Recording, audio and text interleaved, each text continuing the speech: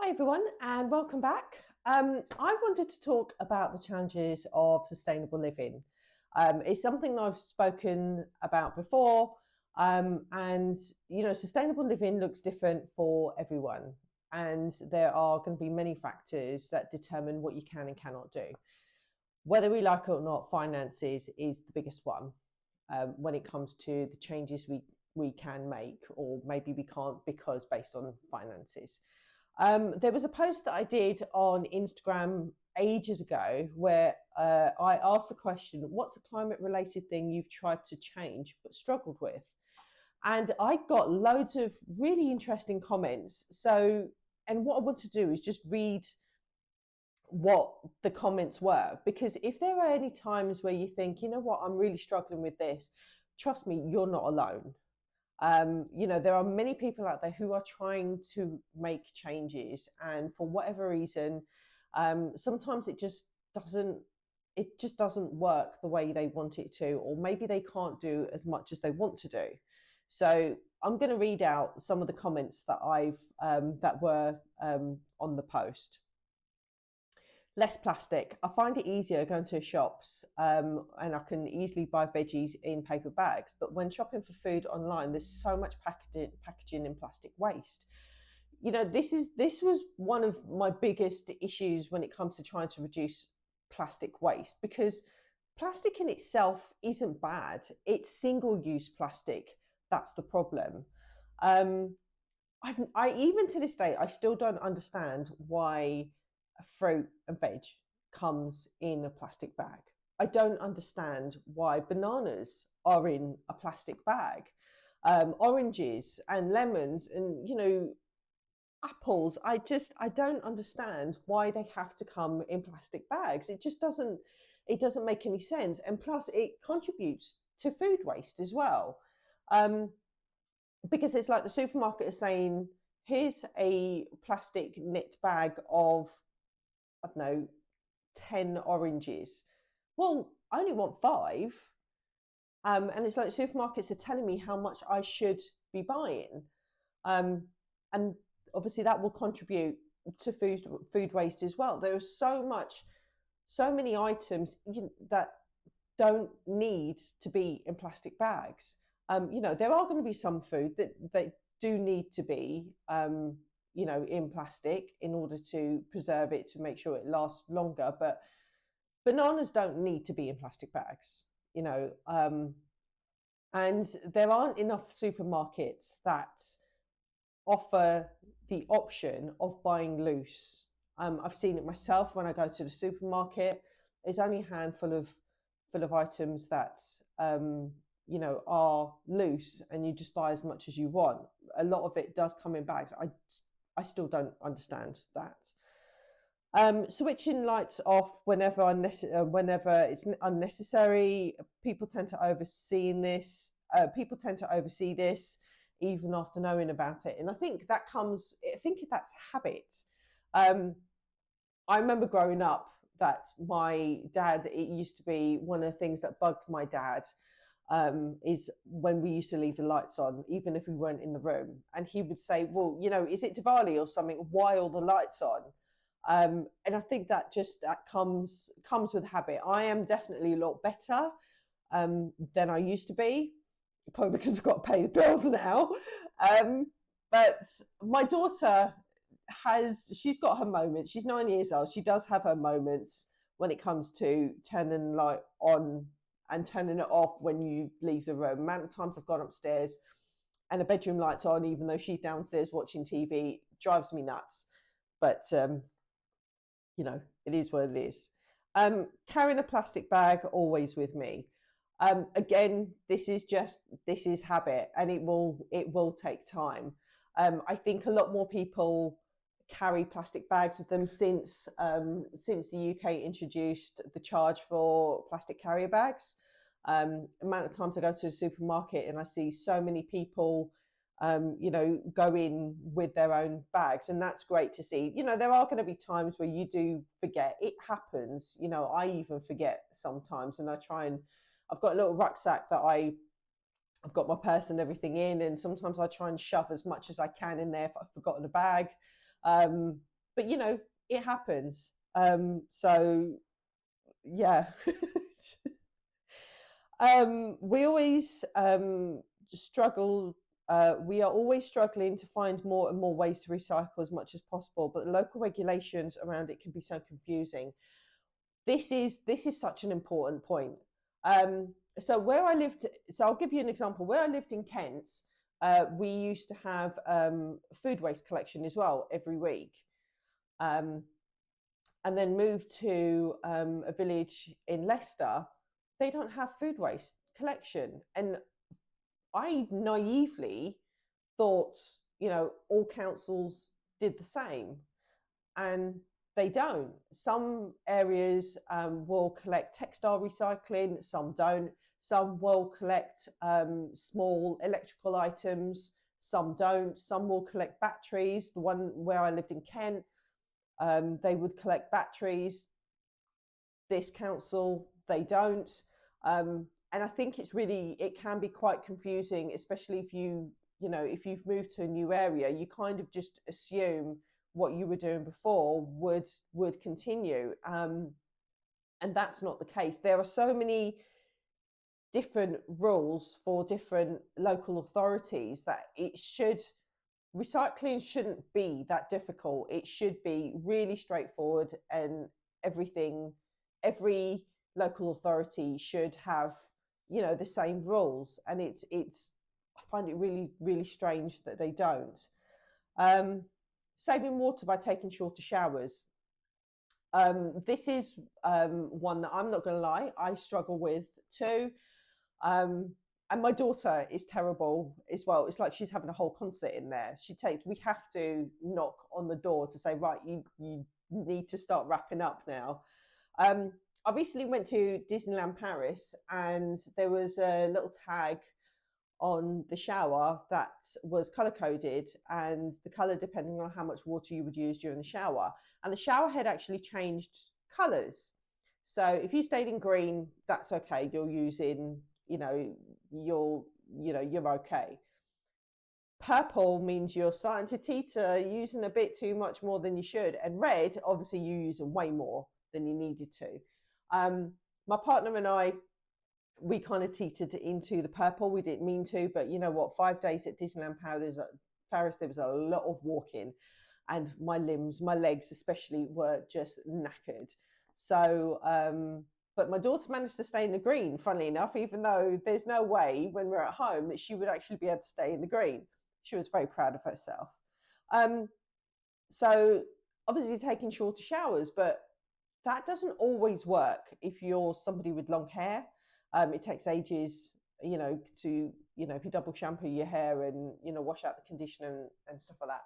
And if you want to shave your legs, there was no way I think it was like about 7 or 10 minutes that, it stays in the green and then it goes into purple. Now in seven, even 10 minutes, I won't be able to wash myself, wash my hair, shave my legs. There's no chance of me doing that. So there are going to be times that you do end up using more water than you probably want to. But definitely taking shorter showers. I think having probably like a timer in the shower is probably a good idea. Reducing plastic. I think I've managed quite a bit, and I found plastic-free shops, but I don't have much money, and I'm a full-time student. So finding anything that's not plastic is difficult. But every time I buy my food, it's in plastic, and I hate myself for it. But I'm continuing to avoid it the best I can. That's all I can do. You know what? Again, it comes to money. This person is a student, so obviously finances are going to be limited. There are plastic-free shops, and they can be really, really helpful. But again, they are few and far between. Again, it comes, it's down to finances and its availability as well, or lack of. There are some places that will do better, and there are some places that really don't care. And as consumers, depending on our circumstances, we're quite limited into what options are available to us. For example, I shop at a particular supermarket that begins with A, and only a handful of the produce is loose. A lot of the fruit and veg are in plastic bags. So again, it's about availability and, doing the best you can, and this person is aware of it when it comes to, getting takeaways and stuff like that. They all come in plastic containers. And sometimes there's only so much you can, you can keep containers, but how many containers do you keep? But the thing is, do just try what you can. For me, completely eliminating dairy is hard, and eliminating single-use plastic. Like I said, plastic has its place, but it's single-use plastic that's the problem. Those things are really ingrained in me growing up, so they're really completely hard to ditch. They are. When it comes to when you've been doing something for such a long time, it just becomes the norm. And when you actually think about it and want to change it, it's like breaking a habit, and like you have to consciously think about it until it changes. And actually thinking about making that change is just as hard. So try your best. Vegan for me, I've been meat free for over 13 years, but giving up eggs and dairy has been hard for me, although I don't eat a lot of it. Now, obviously, this person is vegan now, and giving up eggs and dairy, I don't think I could give up. I'm not vegan at all. I don't think giving up dairy would be a problem for me. I love my tea. I absolutely love my tea, and I've tried different milk, and I can't. But you know what? This person has become vegan, has been vegan for 13 years.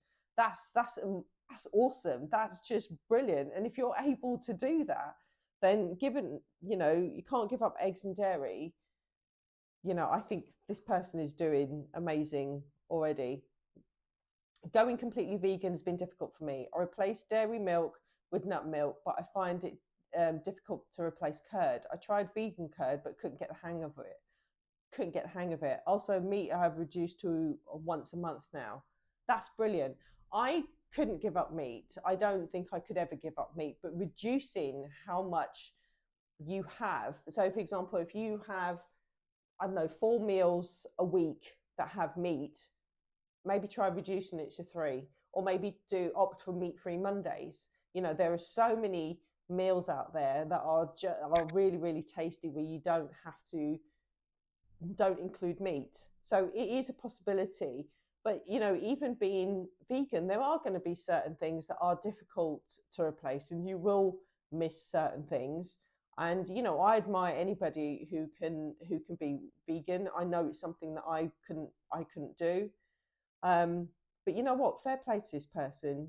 They've been completely honest that there are certain things that they do find challenging. That's okay. But this person is doing amazing. Plastic usage in my everyday life, definitely a struggle, especially planning with 2 kids. Now, I have a daughter, and it's not easy. There's so much.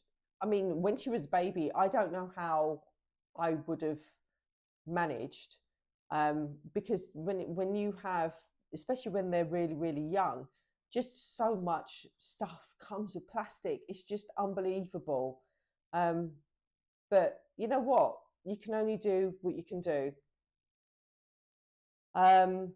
Using plant milk in my tea and coffee.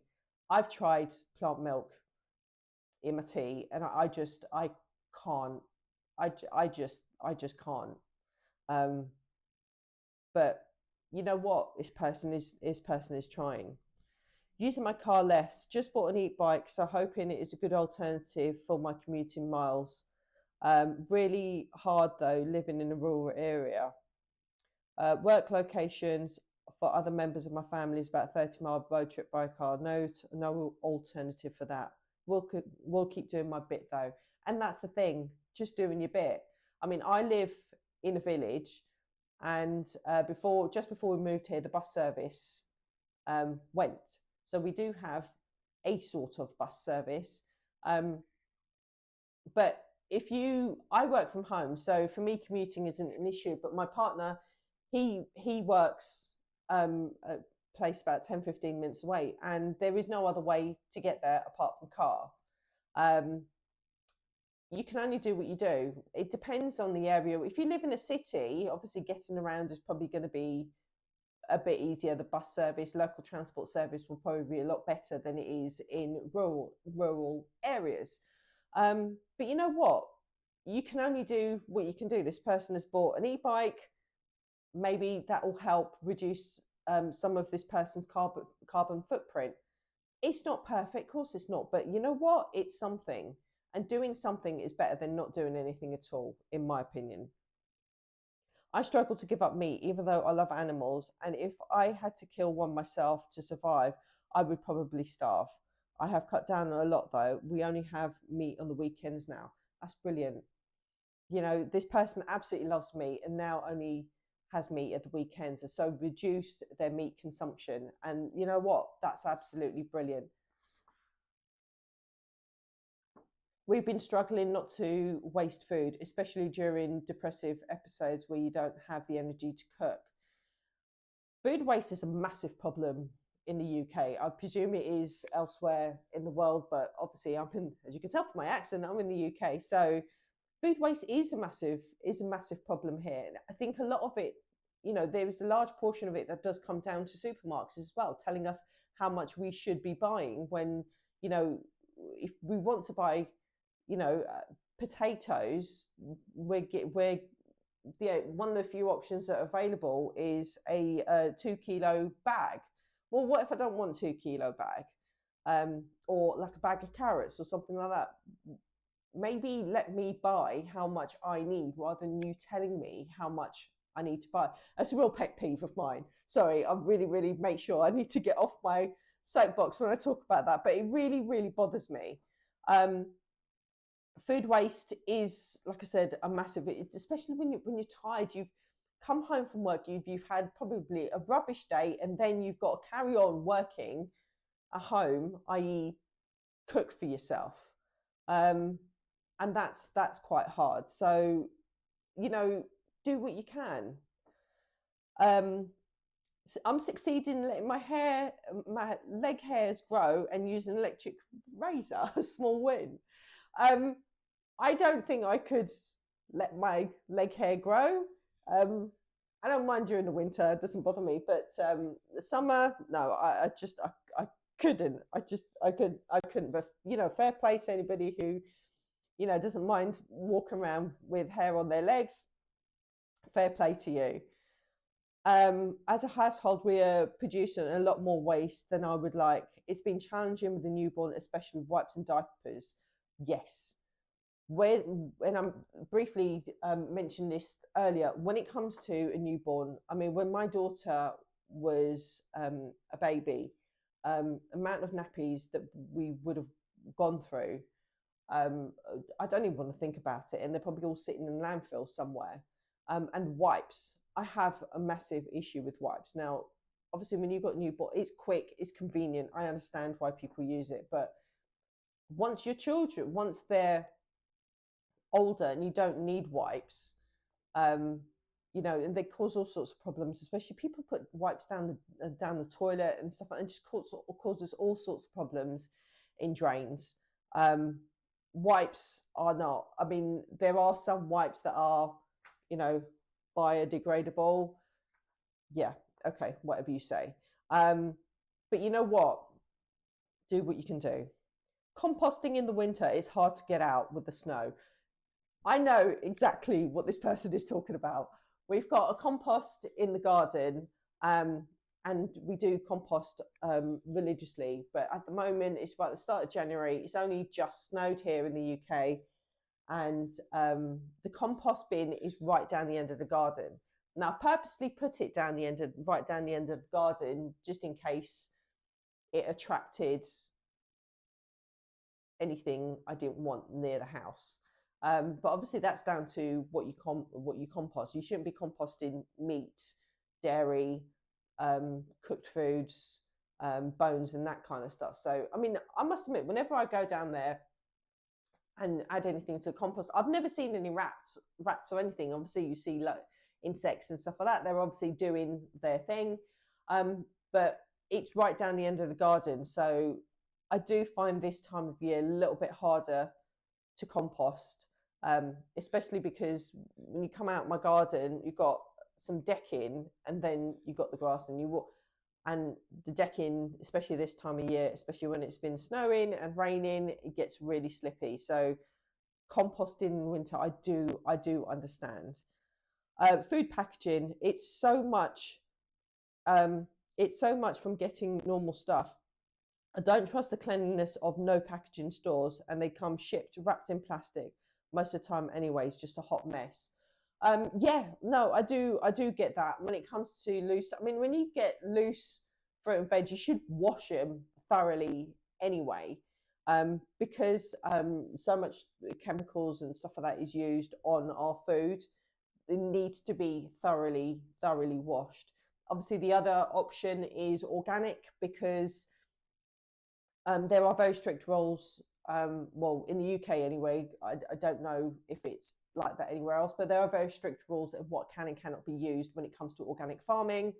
They can't just use any old chemicals. Of course, the chemicals that are sprayed on food when it rains enter the soil and enter the ground and enter the waterways, and those aren't always good for the environment either, and causes all sorts of problems elsewhere. So you do get, there is going to be a lot of plastic from supermarkets. And one of the things that really bothers me about supermarkets is that, you know, the responsibility on recycling is put on the consumer, even though we're not the ones who's producing all this waste. Big companies are the ones that produce all this waste, but for some reason it's our responsibility to recycle, and people who don't recycle are shamed for it. The responsibility, in my opinion, should go on the corporation, and don't produce so much waste. I mean, I don't understand. So, for example, we have, we can buy flour that comes in a paper bag. I don't understand why we can't have rice that comes in paper bags, or why can't we have pasta that comes in paper bags? Pasta lasts ages. Why can't we have more products that come in paper bags? Because paper can be recycled a lot more. Plastic recycling, when companies talk about plastic recycling, it gives me the ick a little bit, I'm not gonna lie. So the reason I wanted to read out those comments is that if you are struggling, don't beat yourself up. If there are going to be days where you think, you know what, I just can't rinse out this container, you know, I'm just knackered, I've had such a long day, oh, I forgot, I went to the supermarket and I forgot my bag, I had to pay for a new bag for life. It's okay, you know, sometimes it's okay, but the fact that you're doing something is better than not doing anything at all. And don't forget that all plastic isn't bad. There are some, plastic does have its uses. It's single-use plastic that's the problem. So just keep trying, and that's one of the things I always say is start small, do what you can, and build from there.